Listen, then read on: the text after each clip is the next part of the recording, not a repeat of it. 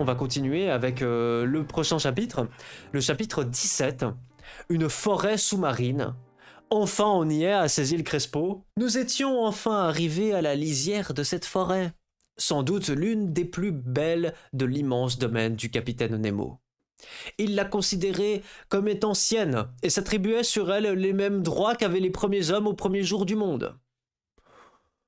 C'est un colonisateur, notre ami, en fait. D'ailleurs, qui lui eût disputé la possession de cette propriété sous-marine? C'est vrai, il a pas tort là-dessus non plus.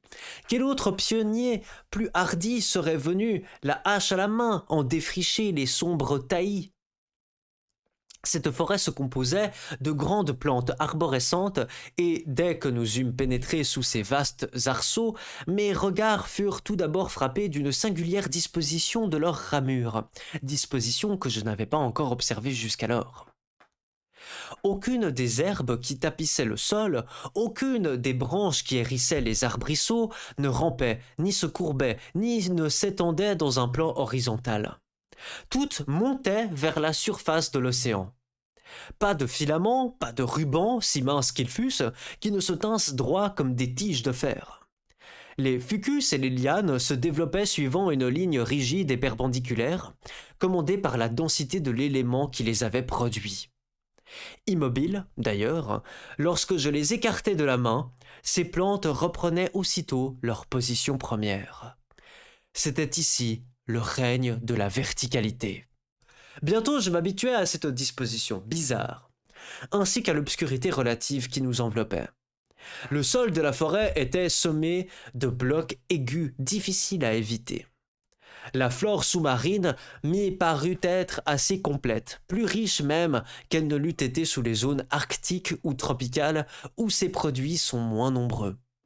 Mais pendant quelques minutes, je confondis involontairement les règnes entre eux, prenant des zoophytes pour des hydrophytes, des animaux pour des plantes. Et qui ne s'y fut pas trompé? La faune et la flore se touchent de si près dans ce monde sous-marin. J'observai que toutes ces productions du règne végétal ne tenaient au sol que par un empattement superficiel. Dépourvues de racines indifférentes au corps solide, sable, coquillage, test ou galets qui les supportent, elles ne lui demandent qu'un point d'appui, non la vitalité. Ces plantes ne procèdent que d'elles-mêmes, et le principe de leur existence est dans cette eau qui les soutient, qui les nourrit. La plupart, au lieu de feuilles, poussaient des lamelles de formes capricieuses, circonscrites dans une gamme restreinte de couleurs, qui ne comprenaient que le rose, le carmin, le vert, l'olivâtre, le fauve et le brun. Je revis là, mais non plus desséchés comme les échantillons du Nautilus, des padines pans déployées en éventail qui semblaient solliciter la brise, des céramies écarlates, des laminaires allongeant leurs jeunes pousses comestibles, des néréocystés filiformes et fluctueuses qui s'épanouissaient à une hauteur de 15 mètres. Des bouquets sacétabules dont les tiges grandissent par le sommet, et nombre d'autres plantes pélagiennes toutes dépourvues de fleurs. Curieuse anomalie, bizarre élément, a dit un spirituel naturaliste, où le règne animal fleurit et où le règne végétal ne fleurit pas. Bon, là on a aussi pas mal d'énumérations de plantes, de trucs comme ça. Il adore les plantes, hein. Il adore les plantes, il nous parle presque pas des poissons. On a eu tout un chapitre, le 11e ou le 10e chapitre qui parle de tous ces fameux poissons, de toute la poiscaille. Padines pan, on les a déjà vus, hein. C'est ceux-là. Les padines pan. Celles qui se épanouissaient à une hauteur de 15 mètres. C'est ça, regardez-moi ça. Oh, c'est incroyable ces machins. Des néréocystés. Regardez-moi ça, regardez cette photo. Entre ces divers arbrisseaux, grands comme les arbres des zones tempérées, et sous leur ombre humide, se massaient de véritables buissons à fleurs vivantes, des haies de zoophytes, sur lesquelles s'épanouissaient des méandrines zébrées de sillons, tortueux, des cariophyles jaunâtres à tentacules diaphanes, des touffes gazonnantes de zoanthères, et pour compléter l'illusion, les poissons-mouches volaient de branche en branche comme un essaim de colibris, tandis que de jaune l'épice sacante à la mâchoire hérissée Aux écailles aiguës, des dactyloptères et des monocentres se levaient sous nos pas semblables à une troupe de bécassines. C'est un peu... y a beaucoup là. Des touffes gazonnantes de zoanthaires. Regardez-moi ça là, c'est beau ces machins. On a quand même des belles choses. Hein. Il y a quand même des belles choses sur cette planète. Hein. Les lépisacantes. Des dactyloptères, on va essayer de voir un petit peu de quoi ils nous parlent un petit peu là. Oh, ok. Oh, mais c'est incroyable, regardez ça. Oh, c'est incroyable. Et vers 1 heure, le capitaine Nemo donna le signal de la halte.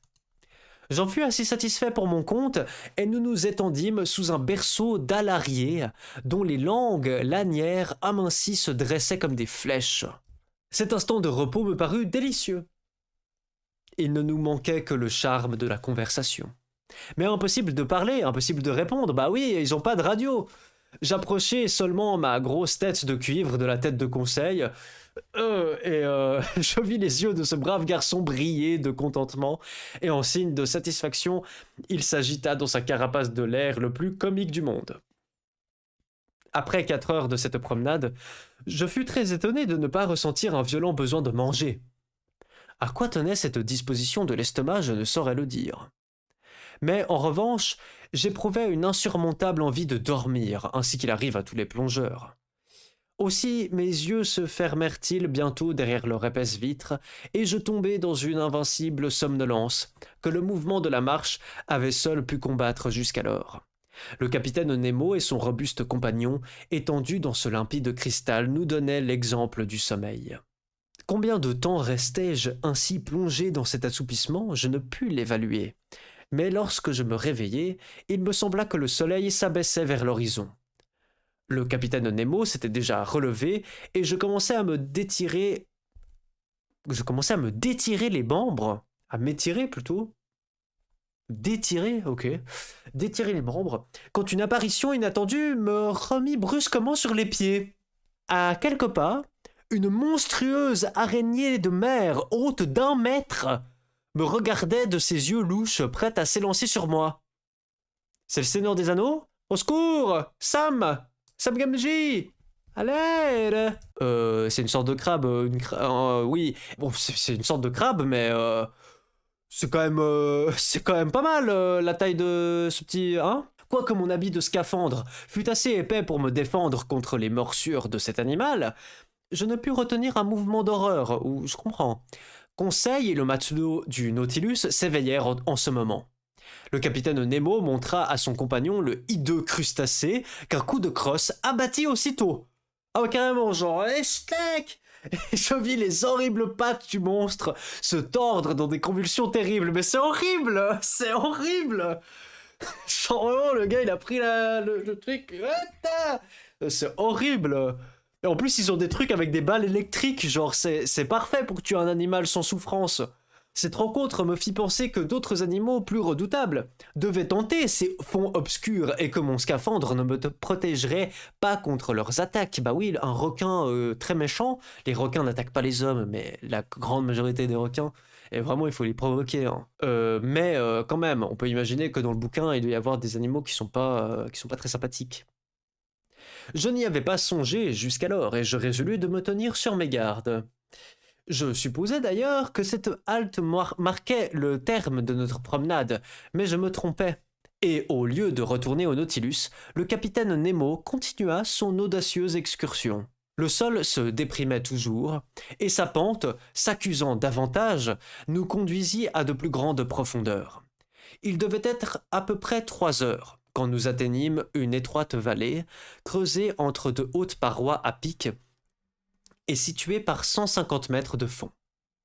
Grâce à la perfection de nos appareils, nous dépassions ainsi de 90 mètres la limite que la nature semblait avoir imposée jusqu'ici aux excursions sous-marines de l'homme. Je dis 150 mètres, mais bien qu'aucun instrument ne me permît d'évaluer cette distance. Mais je savais que, même dans les mers les plus limpides, les rayons solaires ne pouvaient pénétrer plus avant.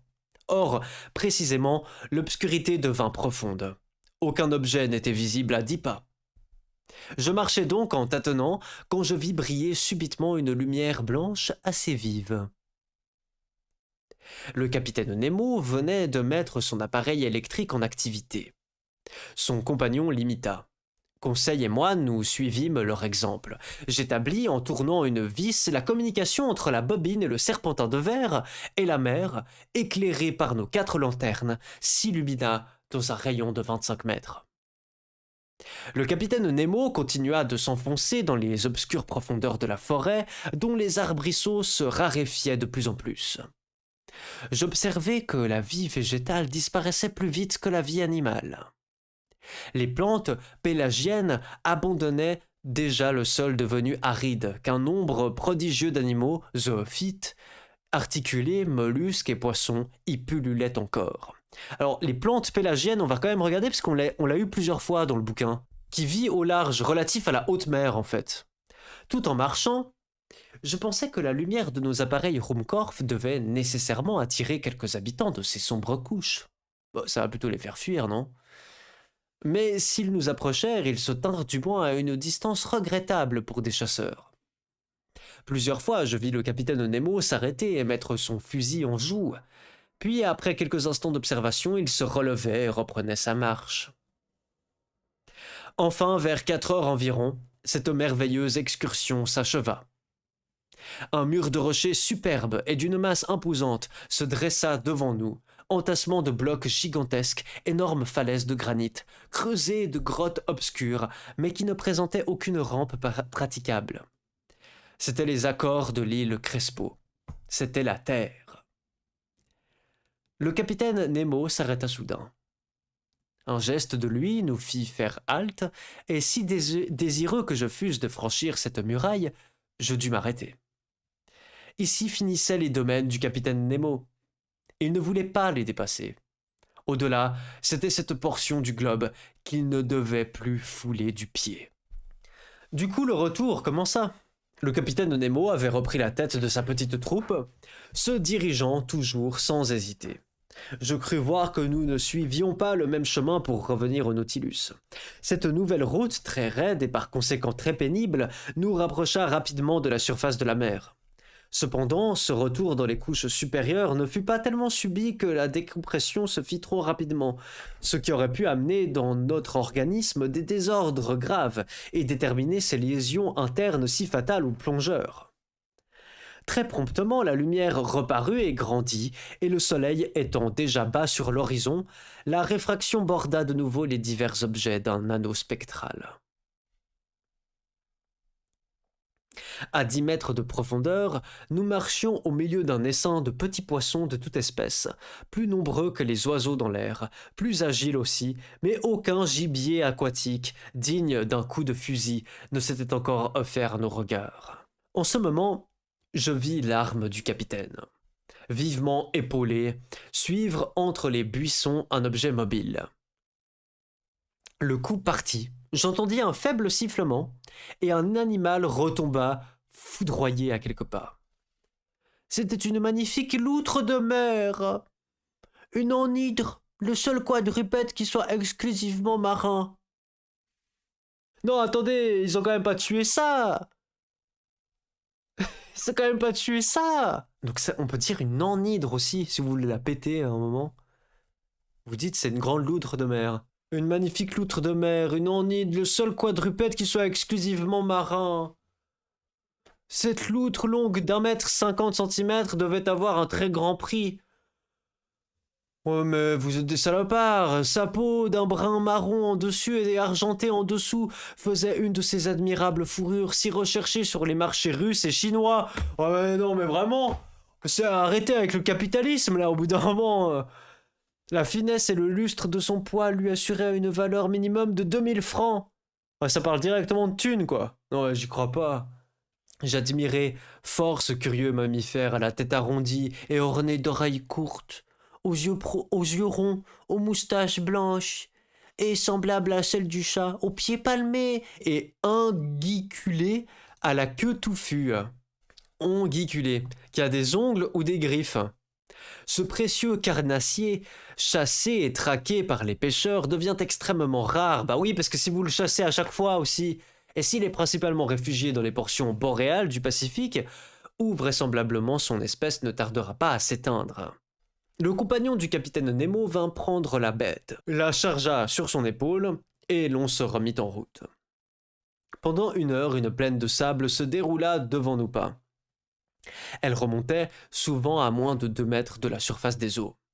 Je voyais alors notre image, nettement reflétée, se dessiner en sens inverse, et au-dessus de nous apparaissait une troupe identique, reproduisant nos mouvements et nos gestes, de tout point semblables, en un mot, à cela près qu'elle marchait la tête en bas et les pieds en l'air.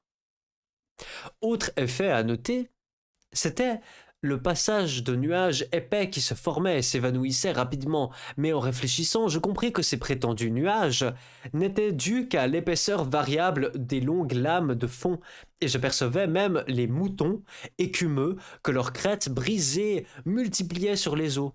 Ils n'étaient pas jusqu'à l'ombre des grands oiseaux qui passaient sur nos têtes, dont je ne surprisse le rapide effleurement à la surface de la mer. En cette occasion, je fus témoin de l'un des plus beaux coups de fusil qui ait jamais fait tressaillir les fibres d'un chasseur. Un grand oiseau, à large envergure, très nettement visible, s'approchait en planant. Le compagnon du capitaine Nemo le mit en joue et le tira lorsqu'il fut à quelques mètres seulement au-dessus des flots. Ah ouais, c'est un sacré tir ça quand même, hein. L'animal tomba foudroyé et sa chute l'entraîna jusqu'à la portée de l'adroit chasseur qui s'en empara. C'était un albatros de la plus belle espèce, admirable spécimen des oiseaux pélagiens. Notre marche n'avait pas été interrompue par cet incident. Pendant 2 heures, nous suivîmes tantôt des plaines sableuses, tantôt des prairies de varech fort pénibles à traverser. Franchement, je n'en pouvais plus, quand j'aperçus une vague lueur qui rompait à un demi-mille l'obscurité des eaux. C'était le fanal du Nautilus. Avant 20 minutes, nous devions être à bord, et là je respirerais à l'aise, car il me semblait que mon réservoir ne fournissait plus qu'un air très pauvre en oxygène. Mais je comptais sur une rencontre qui retarda quelque peu notre arrivée. J'étais resté d'une vingtaine de pas en arrière, lorsque je vis le capitaine Nemo revenir brusquement vers moi. De sa main vigoureuse, il me courba à terre, tandis que son compagnon en faisait autant de conseils. Tout d'abord, je ne sus trop que penser de cette brusque attaque, mais je me rassurai en observant que le capitaine se couchait près de moi et demeurait immobile. J'étais donc étendu sur le sol et précisément à l'abri d'un buisson de varech, quand, relevant la tête, j'aperçus d'énormes masses passer bruyamment en jetant des lueurs phosphorescentes. Mon sang se glaça dans mes veines. J'avais reconnu les formidables squales qui nous menaçaient. C'était un couple de Tintorea, requins terribles, et à la queue énorme, au regard terne et vitreux, qui distillent une matière phosphorescente par des trous percés autour de leur museau. Monstrueuses mouches à feu qui broient un homme tout entier dans leur mâchoire de fer. Je ne sais si Conseil s'occupait à les classer, mais pour mon compte, j'observais leur ventre argenté, leur gueule formidable hérissée de dents à un point de vue peu scientifique, et plutôt en victime qu'en naturaliste. Des Tintorea. C'est un requin bleu, alors visiblement. C'est un peu le requin classique, hein. C'est des beaux animaux, quoi. Dommage qu'ils soient autant détestés par l'homme. Pour aucune raison, juste à cause des mythes. Ah, là, on a encore une image de 20 milieux sous les mers, là. Magnifique, hein. Ils sont magnifiques, ces gravures, vraiment, hein. Très heureusement, ces voraces animaux y voient mal. Ils passèrent sans nous apercevoir, nous effleurant de leurs nageoires brunâtres, et nous échappâmes, comme par miracle, à ce danger plus grand, à coup sûr, que la rencontre d'un tigre en pleine forêt. Une demi-heure après, guidés par la traînée électrique, nous atteignions le Nautilus. La porte extérieure était restée ouverte et le capitaine Nemo la referma dès que nous fûmes rentrés dans la première cellule. Puis il pressa un bouton. J'entendis manœuvrer les pompes au dedans du navire, je sentis l'eau baisser autour de moi et en quelques instants, la cellule fut entièrement vidée. La porte intérieure s'ouvrit alors et nous passâmes dans le vestiaire. Là, nos habits de scaphandre furent retirés, non sans peine, et très harassé, tombant d'inanition et de sommeil, je regagnai ma chambre, tout émerveillés de cette surprenante excursion au fond des mers. Magnifique chapitre! Il est très beau ce chapitre. Je vous souhaite les amis une très bonne soirée, une très belle nuit, et puis à très bientôt. Salut!